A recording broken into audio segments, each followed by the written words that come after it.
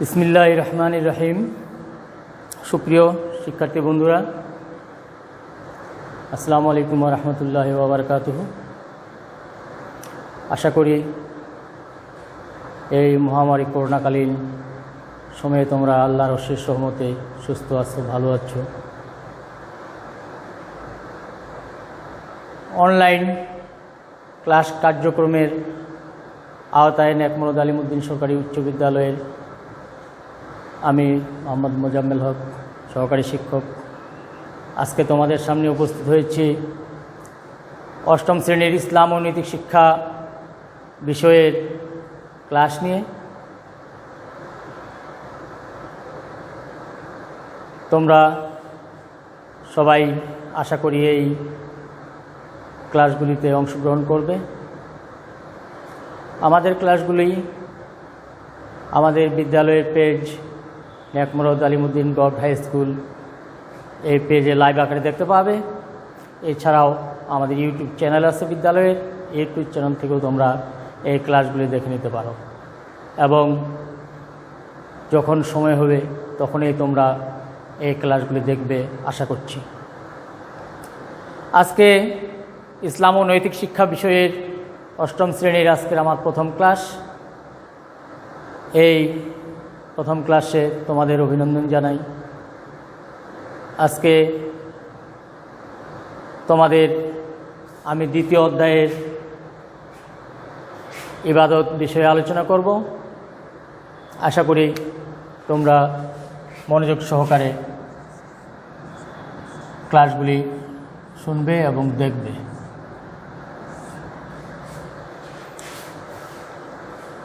ইবাদত সপ্তম শ্রেণীতে তোমরা পড়ে আসছো।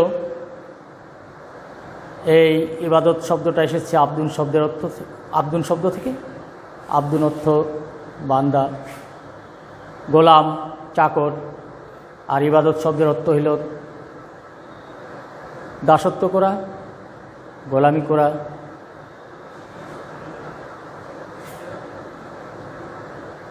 চাকরের কাজ করা।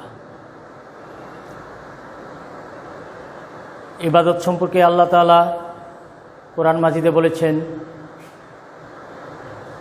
আমি মানুষ ও জিন জাতিকে কেবলমাত্র আমার ইবাদতের জন্যই সৃষ্টি করেছি। 18,000 মাখলুকাত অর্থাৎ অসংখ্য সৃষ্ট জীব আছে, কারোর কাছে আল্লাহ তাআলা কোনো হিসাব নিকাশ নেবেন না, কিন্তু মানুষ এবং জিন জাতির কাছে এই ইবাদতের হিসাব নেবেন এবং ইবাদত সম্পর্কে আমাদেরকে জিজ্ঞাসাবাদ করা হবে। ইবাদত যদি আমরা ইসলামের পরিভাষায় বলতে চাই তাহলে হচ্ছে আল্লাহ তাআলার দাসত্ব ও আনুগত্য স্বীকার করে তার আদেশ পালন এবং নিষেধ বর্জন করে জীবন পরিচালনাকে ইবাদত বলা হয়। ইবাদত বলতে যদি আমরা শুধুমাত্র নামাজ, রোজা, হজ, যাকাত এগুলোকে বুঝে থাকি, আসলে ইসলাম একটি পূর্ণাঙ্গ জীবন ব্যবস্থা। ইসলামের যদি ইসলাম অনুযায়ী আমরা পুরো জীবনটাকে অতিবাহিত করি তাহলে সব কাজে আমাদের ইবাদত হিসেবে গণ্য হবে। তবে এই ইসলামের যে কিছু কিছু বিধিবিধান আছে, মৌলিক বিধিবিধান, সালাত আদায় করা, যাকাত দেওয়া, রমজান মাসে সাওম পালন করা, হজ করা, এগুলি আজকে ইবাদত আলোচনায় তোমাদের আলোচনা করা হবে যাকাত সম্পর্কে।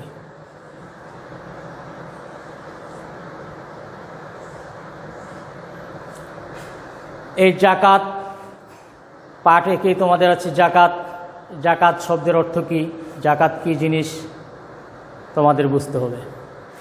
যাকাত আরবি শব্দ, এর শাব্দিক অর্থ হচ্ছে বৃদ্ধি, পবিত্রতা, পরিচ্ছন্নতা ইত্যাদি।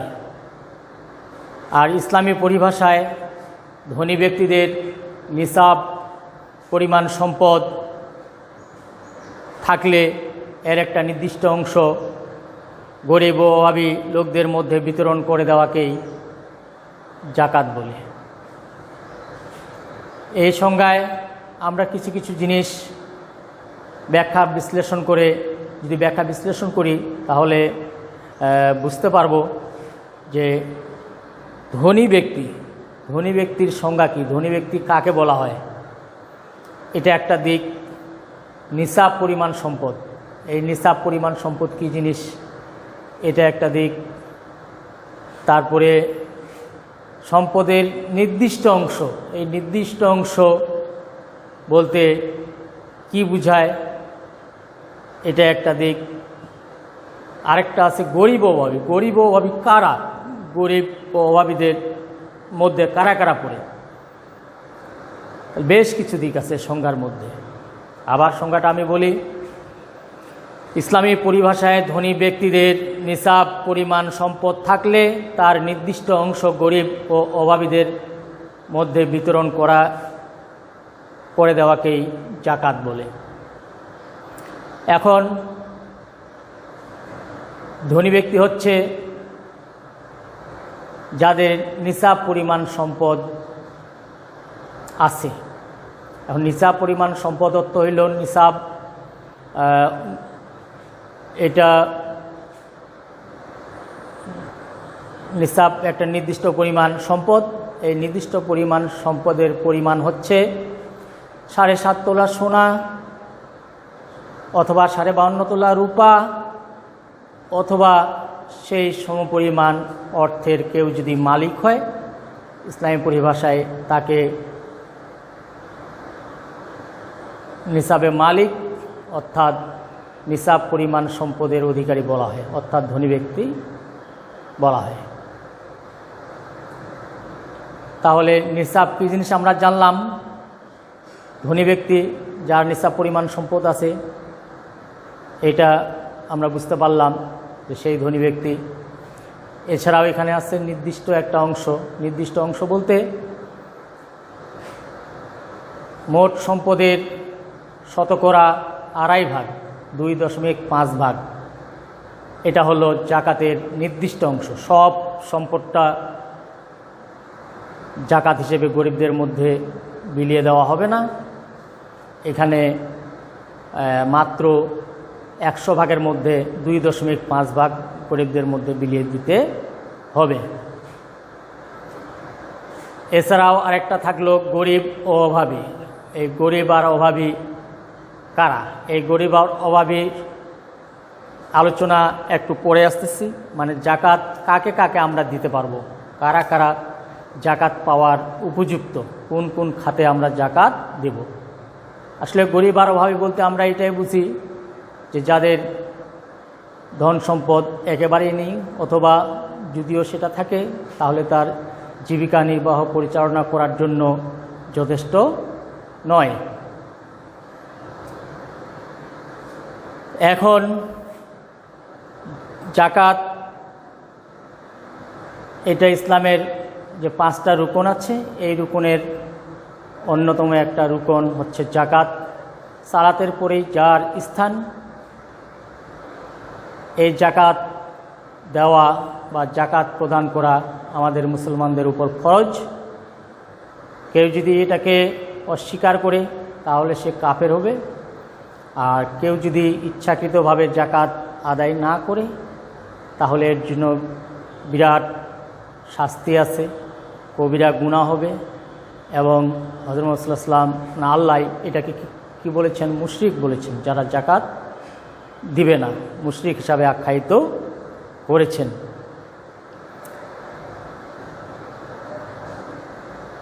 আল্লাহ চান ধন সম্পদ কোনো ব্যক্তি বিশেষের হাতে যেন পঞ্জীভূত না থাকে। ধন সম্পদ সবার কাছে যাবে, অর্থাৎ যারা ধনী ব্যক্তি আছে তাদের সম্পদ যদি গরিব আর অভাবীদের মধ্যে পৌঁছে যায় তাহলে সবাই সেখান থেকে উপকৃত হবে, সবাই স্বাবলম্বী হবে। কারো কাছে গরিব লোকদেরকে হাত পাততে হবে না। এই উদ্দেশ্যেই কিন্তু আল্লাহ তাআলা আমাদের উপর জাকাত ফরজ করেছেন। এই জাকাতের গুরুত্ব কতটা এটা আমরা বুঝতে পারি কুরআন মাজিদের যে আয়াত আছে, আকিমুস সালাতা ওয়া আতুজ যাকাত, তোমরা সালাত কায়েম করো, জাকাত প্রদান করো। সালাতের সাথে সাথে আল্লাহ তাআলা কুরআন মাজিদে অনেক জায়গায় জাকাতের কথা বলেছেন। শুধু আমি সালাত পড়লাম আর টাকা পয়সা আমার চলে যাবে, এমনি এমনি মানুষকে দিয়ে দিব, গরিব লোকদেরকে, এই ধরনের মন মানসিকতা থাকলে সেটা ইসলামকে অস্বীকার করার নামান্তর। এই জাকাত প্রদান করলে সমাজের যে গরিব লোকগুলো আছে এদের অনেক উপকার হয়, সমাজের মধ্যে একটা অর্থনৈতিক ভারসাম্য তৈরি হয় এবং সমাজের শান্তি শৃঙ্খলা সুসম্পর্ক বজায় থাকে। হিংসা, চুরি, খুন, মারামারি, রাহাজানি এগুলা সমাজ থেকে দূরীভূত হবে এই জাকাত ব্যবস্থা যদি আমাদের চালু থাকে। কারণ আমরা জানি অনেক লোক আছে যাদের কিছুই নেই, আবার যারা কোটি কোটি টাকার মালিক। স্বভাবতই এই গরিব লোকেরা বা যাদের কম সম্পদ তারা অবশ্যই মনে মনে ভাবে যে আল্লাহ এদেরকে এত সম্পদ দিয়েছেন, আমাদের কিছুই নেই, মনের মধ্যে একটা হিংসা জন্মে যায়। আর জাকাত ব্যবস্থা চালু থাকলে এই হিংসা, ঝগড়া, বিবাদ, মারামারি এগুলা সমাজ থেকে দূর হয়ে যাবে। আর এই জাকাত প্রদানের ফলে ধনী ব্যক্তিদের যদি কৃপণতা থাকে, এই কৃপণতা থেকে সে কলুষমুক্ত হবে, তার মধ্যে আর কৃপণতা থাকবে না। আর ধনী ব্যক্তিদের সম্পদ যদি জাকাত প্রদান না করে তাহলে সেটা অপবিত্র থাকবে, আর সম্পদের জাকাত দিয়ে দিলে সেই সম্পদটা পবিত্র হবে। তারপর যখন ধনী ব্যক্তির সম্পদ গরিব লোকদের মাঝে যাচ্ছে, সেই গরিব লোকেরা জীবিকা নির্বাহ করতেছে, তাদের রুজি রোজগারের ব্যবস্থা হচ্ছে, তারা স্বাবলম্বী হচ্ছে, হয় ব্যবসা করে অথবা কৃষিকাজ করে, যে কোনো উপায়ে, তখন সেই সম্পদটা বৃদ্ধি পাচ্ছে। এজন্যই জাকাতের শাব্দিক অর্থ কিন্তু বৃদ্ধি, পবিত্রতা আছে, পরিচ্ছন্নতা। পরিচ্ছন্নতা হচ্ছে এখানে ইমানের পরিচ্ছন্নতা, মানুষের আল্লাহর প্রতি বিশ্বাস, তাকওয়া, ইমান, এই জিনিসগুলা আল্লাহর নৈকট্য লাভ করা, এগুলা সে সহজেই করতে পারে। আর জাকাত প্রদান না করে তাহলে এগুলার কল্পনা করা যায় না। আর এই জাকাত গরিবদের প্রতি অনুগ্রহ নয়, এটা গরিবদের অধিকার। আল্লাহ তাআলা কুরআন মাজিদে বলেছেন যে তাদের ধন সম্পদে অবশ্যই দরিদ্র ও গরিবদের অধিকার রয়েছে। তাদের ধন সম্পদ বলতে এখানে ধনীদের ধন সম্পদ, ধনীদের ধন সম্পদে গরিব লোকদের অধিকার রয়েছে। আল্লাহ এই অধিকারটা দিয়ে দিয়েছেন। যা সূরা জারিয়াত 19 নম্বর আয়াতে আল্লাহ তাআলা এই ঘোষণা দিয়েছেন। এজন্য অবশ্যই গরিব লোকেরা জোর করে কেউ অধিকার আদায় করে নেবে না, আমাদের ধনীদের সেটা স্বেচ্ছায় আদায় করতে হবে। আর আদায় না করলে সেটা আমাদের জন্য বিরাট গুনাহের কাজ হবে। এখন আলোচনা হবে জাকাত ফরজ হওয়ার শর্ত। জাকাত কারা দিবে? শুধু ধনী হলে জাকাত দিবে?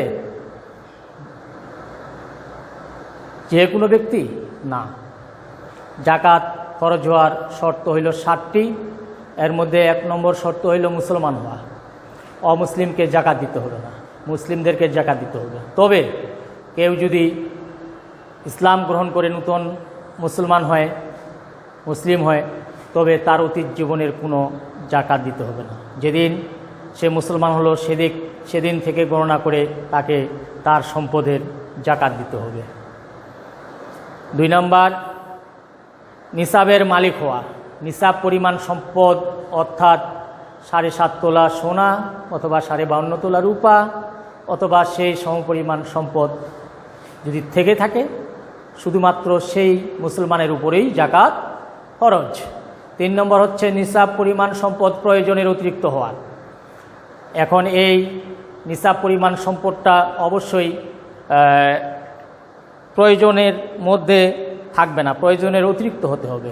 অর্থাৎ খাওয়া দাওয়া, পোশাক পরিচ্ছদ, চলাফেরা, কারো একটা মোটরসাইকেল আছে, গাড়ি আছে, বাড়ি আছে, এগুলা প্রয়োজনীয় জিনিস যেগুলা, এগুলা বাদ দিয়ে সম্পদের হিসাব করতে হবে। এখানে বলে রাখা ভালো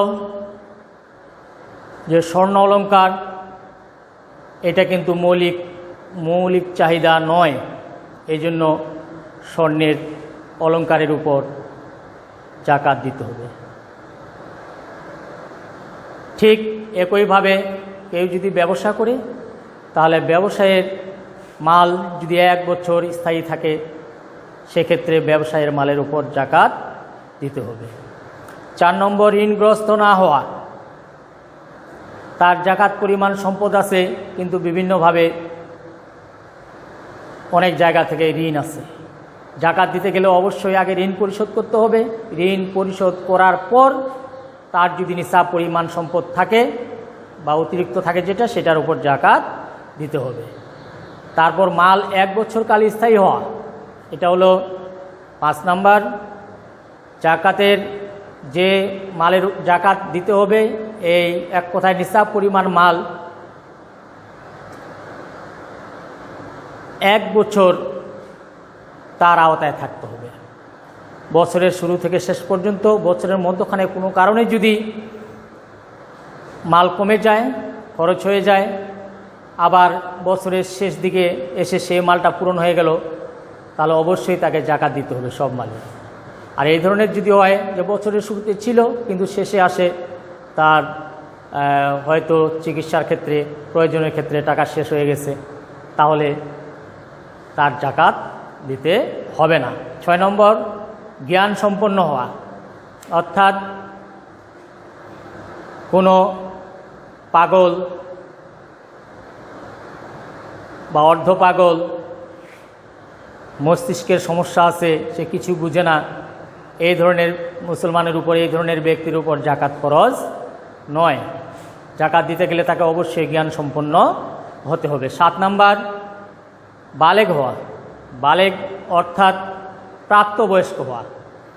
এক্ষেত্রে প্রাপ্তবয়স্ক বলতে ছেলেদের বয়স আমরা দেখি 12 থেকে 15 বছরের মধ্যে অনেকেই প্রাপ্তবয়স্ক হয়ে যায়। অনেক ক্ষেত্রে এরকম হতে পারে যে বাবা মা নেই, বাবা মা অনেক সম্পদ রেখে গেছেন, বা তার বয়স কম আছে, অর্থাৎ সে বালেগ নয়। তাহলে যতদিন পর্যন্ত কোনো ব্যক্তি বালেগ না হবে, সে শিশুটা প্রাপ্তবয়স্ক না হবে, ততদিন তাকে জাকাত প্রদান করতে হবে না। এই 7টা হইল জাকাত খরচ হওয়ার শর্ত। যাদের মধ্যে 7টা গুণ থাকবে তাদেরকে জাকাত দিতে হবে। আরেকটা আলোচনা করব, সেটা হলো জাকাতের মাসারিফ। গরিব ও অভাবী লোক কারা, কাদেরকে এই জাকাতের অর্থ দেওয়া যাবে, কাদের জন্য জাকাতের অর্থ ব্যয় করা হবে। জাকাতের যে ব্যয় করার খাত, এগুলা আরবিতে বলা হয় জাকাতের মাসারিফ। জাকাতের মাসারিফ হইল 8টা। 1 নম্বর হইল অভাবগ্রস্ত বা ফকির। অভাবগ্রস্ত বা ফকির হচ্ছে এমন ব্যক্তি যার নিঃস্ব, কোনো কিছুই নেই, মানুষের দ্বারে দ্বারে ভিক্ষা করে বেড়ায়, এদেরকে বলা হচ্ছে অভাবগ্রস্ত বা ফকির। 2 নম্বর জাকাতের সম্বলহীন বা মিসকিন। তার কোনো ব্যক্তির অর্থ সম্পদ আছে, কিন্তু এটা প্রয়োজনের তুলনায় এতই কম যে সেটা দিয়ে সে ঠিকমতো ভরণ পোষণ করতে পারতেছে না, চক্ষু লজ্জার ভয়ে মানুষের কাছে হাত পাততে পারতেছে না। এই ধরনের কোনো অভাবী লোক যদি থেকে থাকে, তাহলে তাকে জাকাতের টাকা দেওয়া যাবে। 3 নম্বর জাকাতের জন্য নিয়োজিত কর্মচারীবৃন্দ, যারা জাকাতের টাকা পয়সার হিসাব নিকাশ করবে। এক কথায় সেই বড় লোকের বাড়িতে ম্যানেজার হিসাবে অথবা কেশিয়ার হিসাবে তার সম্পদের রক্ষণাবেক্ষণ করবে এবং হিসাব নিকাশ করবে। এই ধরনের ব্যক্তিকে জাকাতের অর্থ দেওয়া যাবে, কারণ সে অভাবের জন্যই চাকরি করতেছে। 4 নম্বর, মন জয় করার উদ্দেশ্যে, এটা ইসলামের প্রাথমিক যুগে ছিল, কেউ যদি নতুন মুসলমান হয় তাহলে তার অভাব দূর করার জন্য অথবা তাকে ইসলামে আকৃষ্ট করার জন্য এই জাকাতের অর্থ দেওয়া যেত। 5 নম্বর, মুক্তিকামী দাস। আগের দিনে দাস কেনা বেচা হয়তো, কেউ কোনো দাস যদি চুক্তিতে বিক্রি হয়ে যায় যে এত টাকা দিয়ে তোমাকে কিনলাম, এই টাকাটা পরিশোধ করলে তুমি মুক্তি পাবে, এই ধরনের দাসকে কেউ যদি টাকা দিয়ে মুক্ত করে দেয় তাহলে এই জাকাতের অর্থ থেকে এই টাকা দেওয়া যাবে। 6 নম্বর, ঋণগ্রস্ত ব্যক্তি। এমন ব্যক্তি আছে যারা ঋণের জর্জরিত, সেই ঋণগুলো পরিশোধ করার মতো কোনো উপায় নেই, এই ধরনের ব্যক্তিকে ঋণ পরিশোধের জন্য জাকাতের অর্থ থেকে জাকাত দেওয়া যাবে। 7 নম্বর, আল্লাহর পথে অর্থাৎ ফি সাবিলিল্লাহ, ইসলামের পথে নিয়োজিত ব্যক্তি, অর্থাৎ যারা কুফরিকে ধ্বংস করে আল্লাহর দ্বীন কায়েমের জন্য সর্বাত্মক প্রচেষ্টা চালায়, আল্লাহর পথে যারা কাজ করে, এই ধরনের ব্যক্তি হোক, অথবা জিহাদ যারা করে, এই জিহাদের জন্য, জিহাদের অস্ত্র কেনার জন্য, তাদের ভরণ পোষণের জন্য যারা জিহাদ করবে, এই ধরনের রাস্তায় জাকাতের অর্থ দেওয়া যাবে। তারপরে আছে 8 নম্বর, মুসাফির বা অসহায় প্রবাসী পথিক। কোনো ব্যক্তি সফরে গেল, সেখানে সে কোনো বিপদে পড়ল, হয়তো পকেট মার হয়ে তার টাকা পয়সা সব খোয়া গেল, সেক্ষেত্রে সে জাকাতের অর্থ নিয়ে ফেরত হয়ে আসতে পারবে। অথবা রাস্তায় অসুস্থ হয়ে গেল, টাকা পয়সা কম নিয়ে গেছে, এমন অসুস্থ হয়ে গেল তার সব টাকা পয়সা শেষ, সেই ব্যক্তি জাকাতের অর্থ নিয়ে চলতে পারবে। তা আজকে তোমাদের এই পর্যন্ত। আশা করি তোমরা এই ছোটোখাটো জিনিসগুলো ভালোভাবে বুঝবে এবং পরীক্ষায় তোমাদের বহু নির্বাচনী প্রশ্নের মধ্যে এগুলো থাকবে। অন্যান্য জিনিসগুলো তোমরা বাসায় একটু দেখবে, ভালোভাবে মনোযোগ সহকারে দেখবে। এই মহামারী করোনাকালীন সময়ে তোমরা সবাই স্বাস্থ্যবিধি মেনে চলো এবং বাসায় সুস্থ থাকো, এই কামনায় আজকে ক্লাস শেষ করছি। আসসালামু আলাইকুম।